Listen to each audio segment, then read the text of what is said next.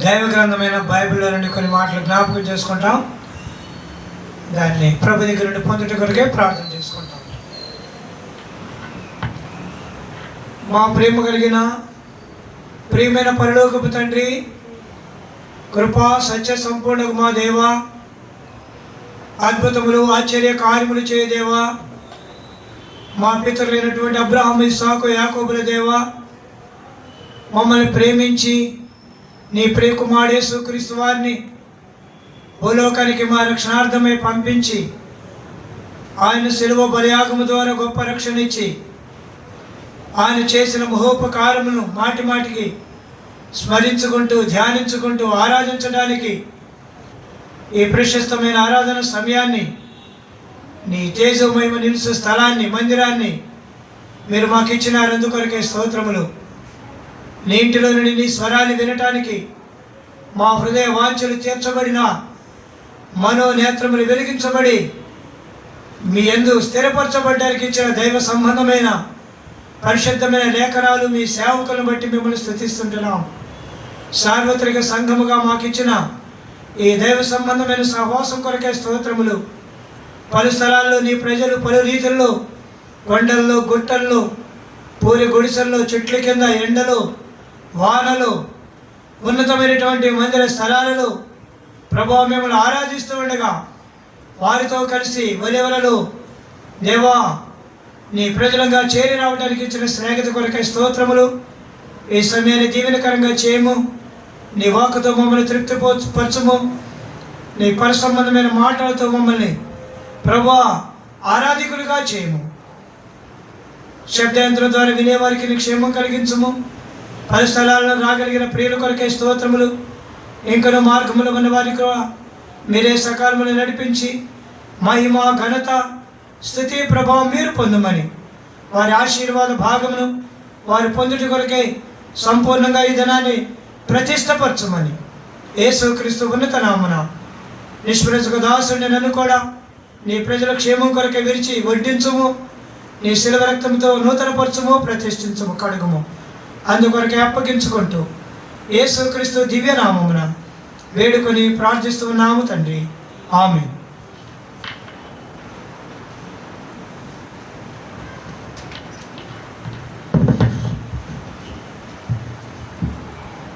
మన ప్రియ ప్రభువును ఆరాధించుట కొరకై దైవ గ్రంథమైన బైబిల్లో నుండి మార్కు సువార్త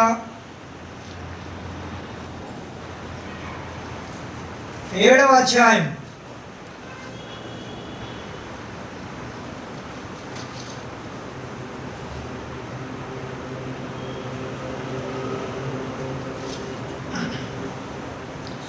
37వ వచనము తర్వాత 34వ వచనం చదువుతాం.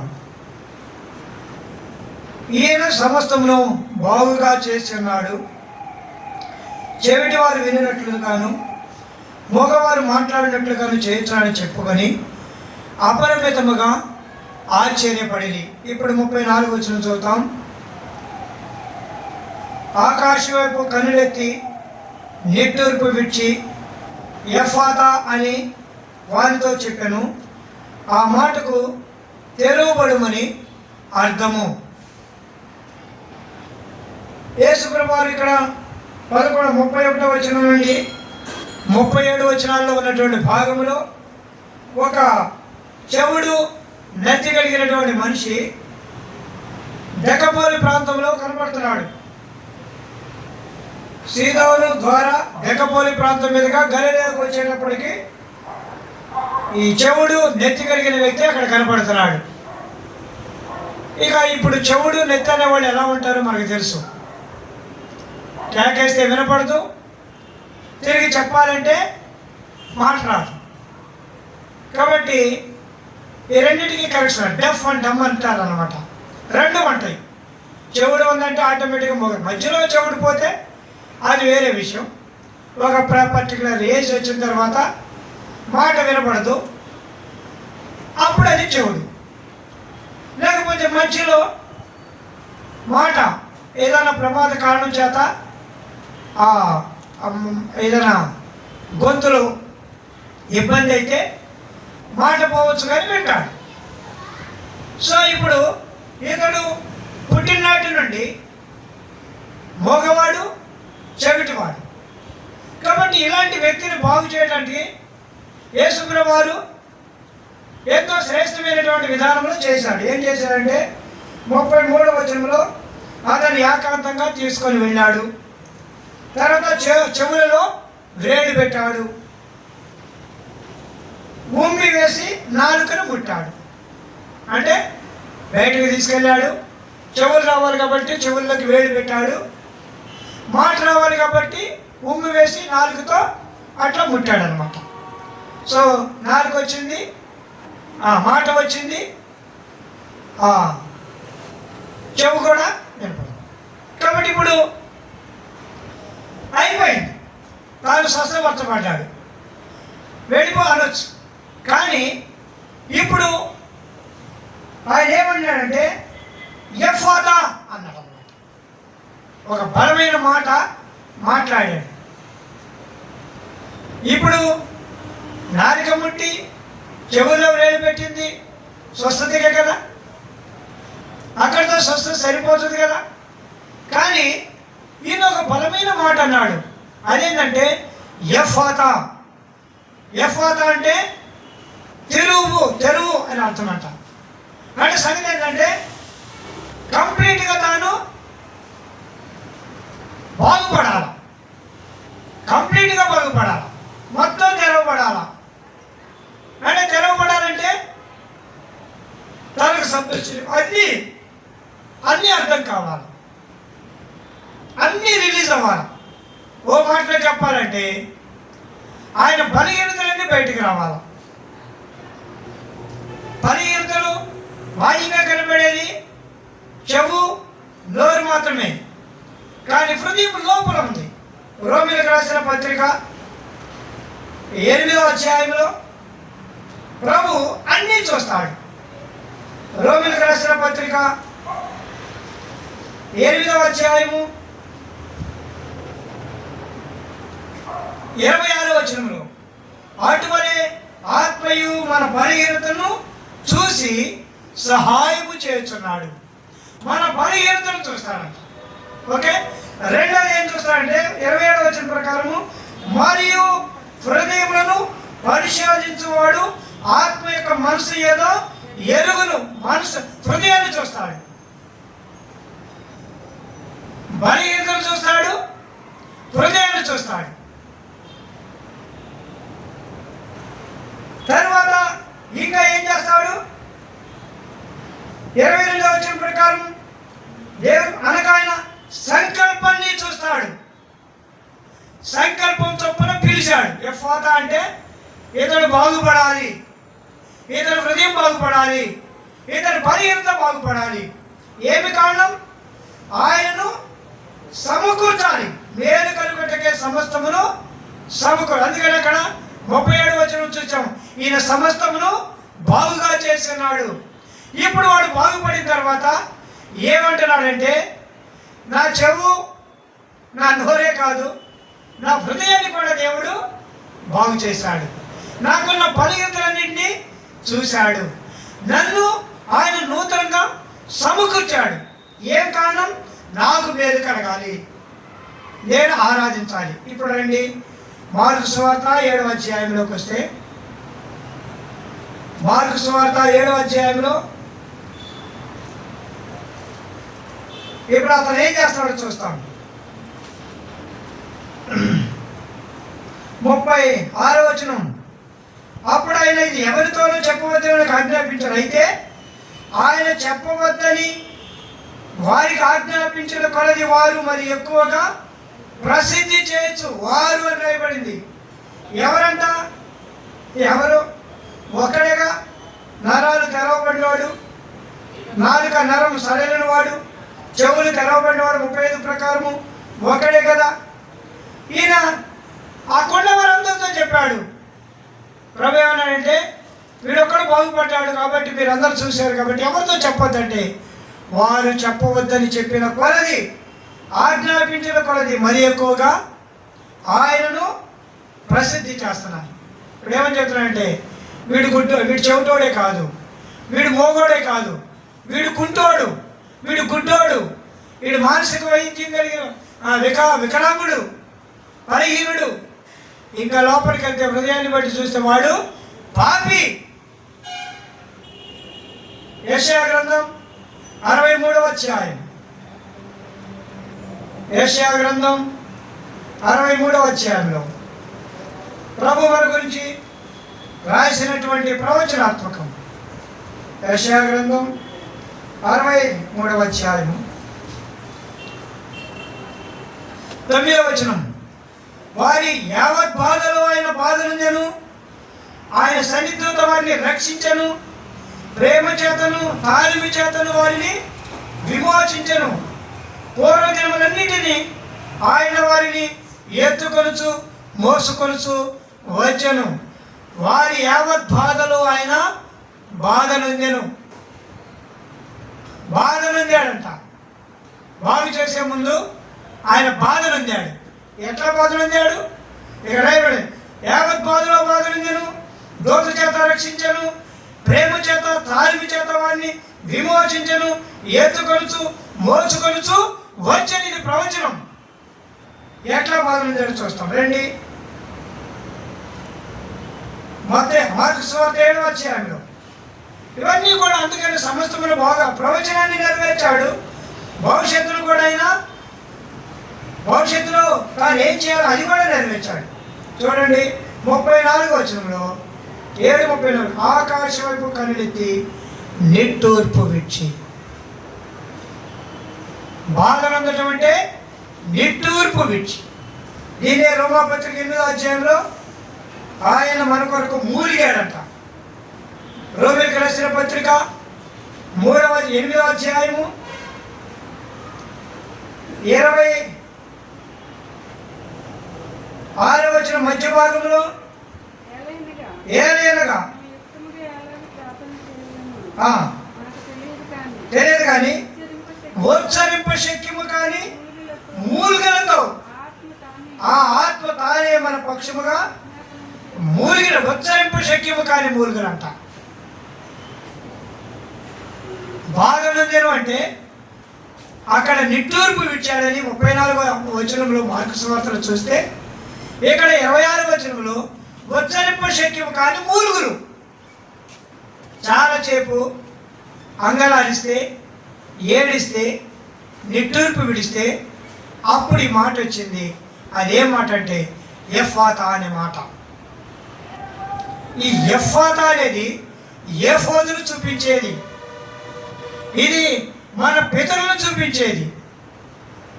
ఈ ఏఫోదులోనే భరించడం అనేది ఉంది. ఇక్కడ ఉంది కదా, ఆయన మన కొరకు విజ్ఞాపన చేస్తున్నాడంటే మన కొరకు భరిస్తున్నాడని ఇక్కడ రాయబడింది కదా. ఆయన యావత్ బాధలో ఆయన బాధలుందెను, భరించను. యెషయా 53 ప్రకారం ఆయన బాధలుందెను.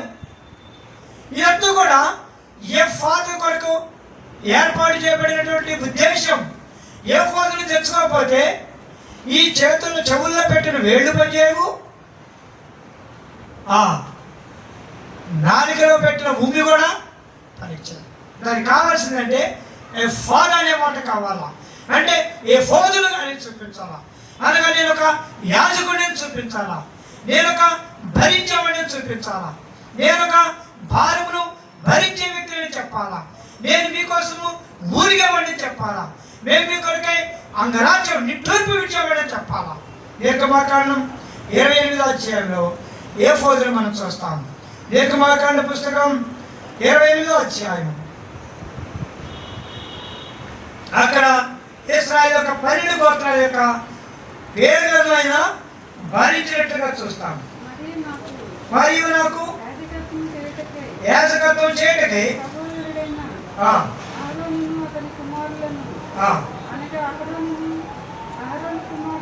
వచనం 6లోకి వచ్చేస్తామమ్మా, లేకపోతే 4వ వచనం. పథకము ఏఫోదు నిలువుటంకి విచిత్రమైన చొక్కా బాగా దట్టియు వారు కొట్టవలసిన వస్త్రాలు కావాలి. మొట్టమొదటి పథకం కావాలా, రెండోది ఏఫోదు కావాలా, మూడోది విచిత్రమైన దట్టి కావాలా, తర్వాత చొక్కాయి కావాలా, తర్వాత దట్టి కావాలా. ఈ నాలుగిట్లో పథకం అనేది ఏఫోదు అనేది చాలా ప్రాముఖ్యమైంది. ఇది 6వ వచనంలో బంగారుతోనూ నీల ధూమ్ర రక్తవర్ణము కలిగిన ఏఫోదును పేరిన సన్నపు నాలుతో విచిత్రకారుని పనిగా చేయవలెను. ఇక్కడ రాయబడిన వల్ల 10వ వచనం ప్రకారం ఒక రత్నం మీద వారి పేడలు 6ను, రెండవ రత్నం మీద దగ్గర 6 పేడలను చెక్కించవలెను. తర్వాత 12వ వచనం అప్పుడు ఇశ్రాయేలు జ్ఞాపకార్థమైన రత్నములు గాను ఆ 2 రత్నములను ఏఫోదు భుజముల మీద ఉంచవలెను. అట్లు జ్ఞాపకం కొరకు అహరోను తన 2 భుజముల మీద యెహోవా సన్నిధి వారి పేర్లను 2 భుజాల మీద వారి పేర్లు, ఇక్కడ ఉన్నటువంటి ఈ పథకం మీద ఉన్నటువంటి పేర్లు భుజాల మీదగా రావాలంట.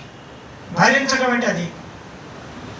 ఏదైనా ఎత్తుకోరానగానే ఏమంటారు? ముందు భుజం మీదకి ఎత్తుకొని నెత్తి మీదకి ఎత్తుకొని అంటారు కదా. అది కొంచెం ఎత్తుకోరా అంటే ఏమంటారు? ముందు భుజమే వస్తుంది, ఆ తర్వాత తల మీదకి వస్తుంది కదా. కాబట్టి 2 పేర్లు ఆయన భుజాల మీద భరించాలి. 24వ వచనం ఆ 2 ఉంగరపు పథకములను 2 కొరలేందు తగిలించి పథకపు కొరల 2 ఉంగరపు బంగారు కొలుస్తారు. 27వ వచనం మరియు 2 బంగారు ఏఫోదు విచిత్రమైన దట్టి పైగా దాన్ని కూర్పునొద్ద దాని ఎదురు ప్రక్కకు దిగువను ఏఫోదు 2 భుజముల మీద వాటిని తగిలింపు 2 భుజాలు పోయాల. మోసేవాడు 2 భుజాల మీద పోయాలి.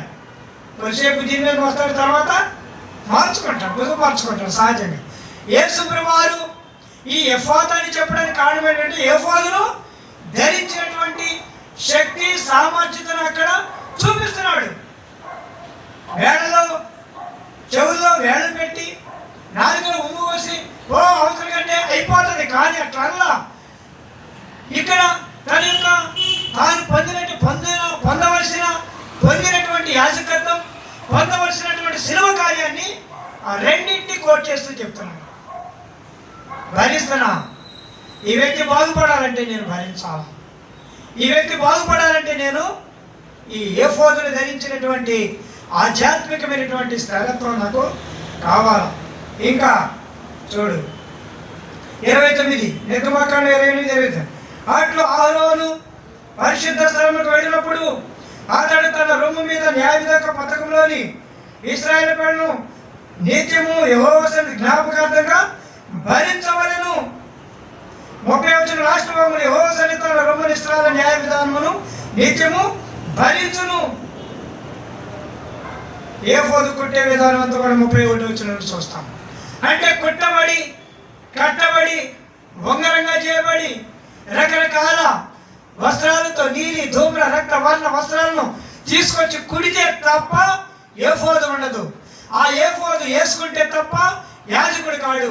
యాజకుడిగా ఆ ఏఫోదును ధరించేది తప్ప వారిని భరించలేడు. దాన్ని వేసుకుంటే తప్ప అతడు ఆ అతి పరిశుద్ధ స్థలంలోనికి వెళ్ళలేదు. కాబట్టి ఇదంతా కూడా ఈ వ్యక్తిని సమస్తమును బాగా చేసినంటే వీడు నాలిగిపోయినందుకు కాదు, వీడు చెవురొచ్చినందుకు కాదు, కానీ ఇతను హృదయం బాగుపడాలా, ఇతని కొరకు భరించే ఏఫోదు కావాలా. 2వ సమూయేలు గ్రంథంలో దావీదు ఏఫోదును ధరించుకొని ఎంత సంతోషంగా పాడతాడో చూద్దామా రండి. 2వ సమూయేలు గ్రంథం 15వ అధ్యాయము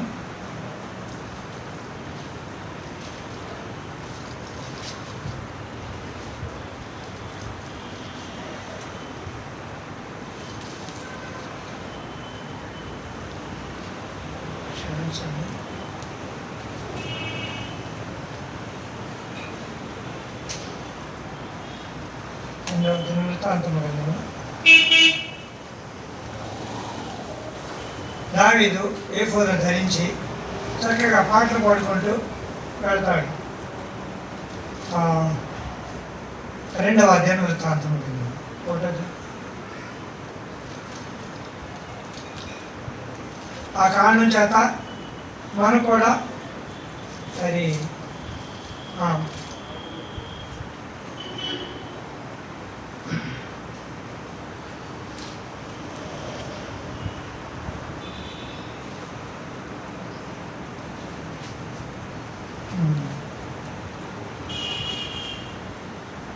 దినవృత్తాంత గ్రంథం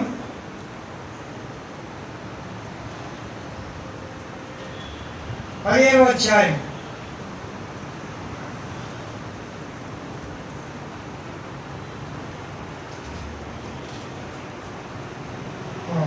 వచనము 15వ వచనంలో లేవీయులు మందసాన్ని మోస్తా ఉన్నారు.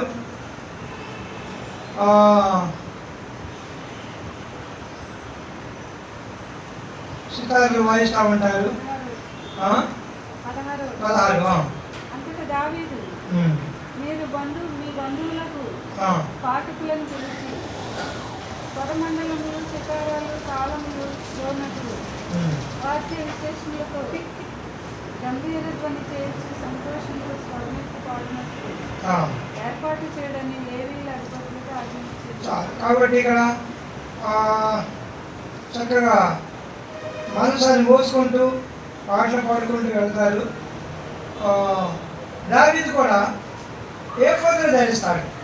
ఏఫోదును ధరించి చక్కగా ఉత్సాహంతో దేవుని మందసాన్ని చూడండి. వచనము 27. దావీదును మందసమును మరియు లేవీయులందరూ పాఠకుల పనికి విచారణకర్త గనన్యాను సన్నపునారతో వేయబడిన వస్త్రము ధరించుకుని ఉండిరి. దావీదును సన్నపునారతో చేయబడిన ఏఫోదును ధరించి ఉండెను. దావీదును సన్నపునార వస్త్రములు ధరించి ఉండెను.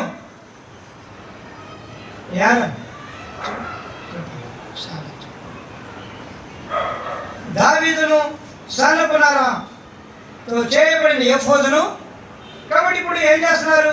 28వ వచనంలో ఆర్భాటముతో, కొమ్ములతో, బోరలతో, తాళములతో, స్వరమండలములతో, సితారాలతో మందసాన్ని మోయచు సంతోషభరితముగా ఆయన సేవిస్తూ వచ్చినారు. కాబట్టి ఇదే కాలంలో జ్ఞాపకం చేయబడే సంగతి ఏంటంటే ఎఫాతా లేక ఏఫోదు అనేది ఓ సంతోష ధ్వనితో కూడింది, ఆరాధనతో కూడినది, ఇది యాజకత్వంతో కూడినది.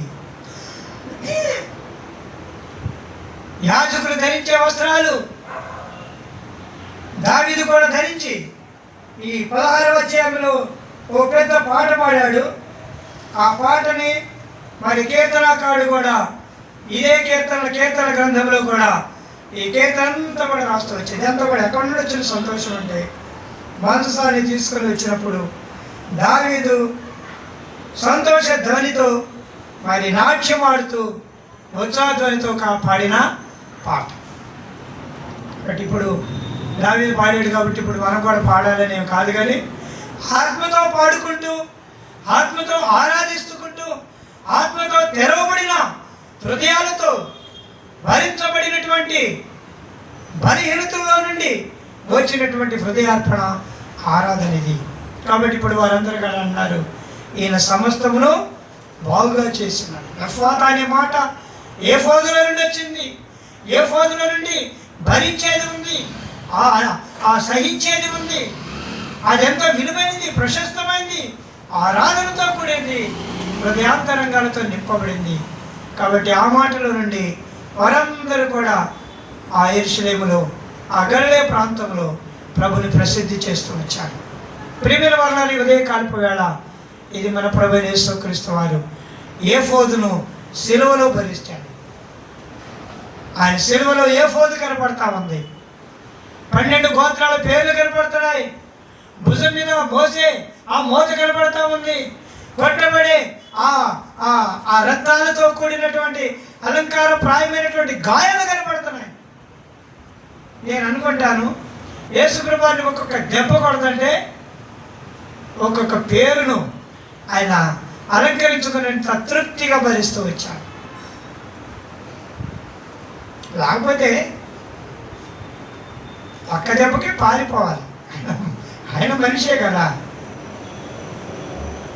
ఈ దెబ్బలు భరించడానికి ముందు ఆయన వడ్లవాని కుమారుడిగా వచ్చాడు.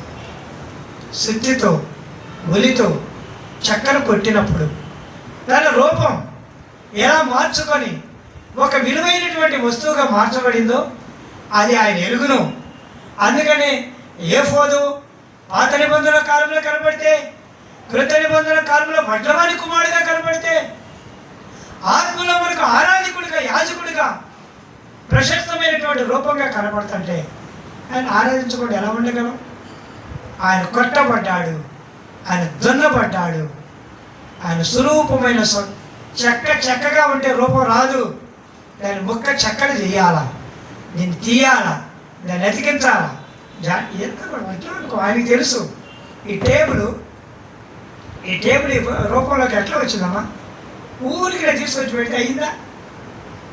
ఎన్ని కోతలు, ఎన్ని మేకులు, ఎన్ని దెబ్బలు, ఎంత రూపం, ఎంత శక్తిహీనమైపోతే ఎంతలా ఉన్న చక్కని నిర్దాక్షిణ్యంగా ఆ చిత్రగిరి దగ్గర తీసుకెళ్ళి ఏం చేస్తాడు? మైయను కోస్తాడు ఒక. ఇప్పుడు మిషన్స్ వచ్చి ఇదివరకు ఇట్లా కోసుకోడు, అనగా మొత్తం అయ్యిందో మొక్క అవుతుంది. ఆ మొక్కలో నుండి మళ్ళీ 2 ముక్కలు తెస్తాడు, మళ్ళీ దాన్ని తీసుకొచ్చి ఇట్లా మన ప్రభు మన కొరకు రెట్టిగా మార్చబడ్డాడు. ఒక్క చెక్కలైపోయినాడు, విరవబడ్డాడు, గాయపరచబడ్డాడు. కొన్నిసార్లు కోపం వచ్చేసి ఈ ముఖ్యంగా కొత్త ఇసిరి అవతల పడేస్తాడు, మళ్ళీ దాన్ని తీసుకొస్తాడు. కాబట్టి విరవబడ్డాడు, విసిరివేయబడ్డాడు, తృణీకరింపబడ్డాడు, స్వరూపాన్ని పోగొట్టుకున్నాడు, వ్యసనాక్రాంతుడిగా మార్చబడ్డాడు. ఇదంతా కూడా ఎఫ్ఫాతా అనే మాటని లోకానికి ఇవ్వటానికి, చెవిటివాడి చెవులు తెరవబడ్డానికి, మగవారి నాలుక సడలి బాగా మాట్లాడడానికి, సమస్తము చేయడానికి, ఇదంతా కూడా ఆయన ప్రేమలు.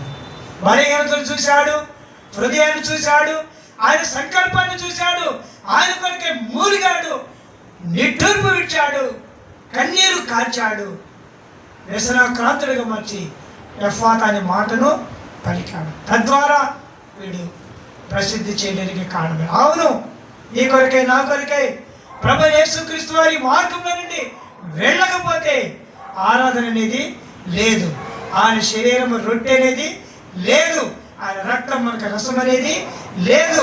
మన హృదయాంతరంగాల్లో ఇంకా చాలా ఉంది. ఏర్పాటును బట్టి పిలిచాడు, పిలిచిన వాడిని నీతిగా తీర్చాడు, నీతిగా తీర్చిన వాడిని మహిమపరిచాడని రాయబడింది రోమా 8లో.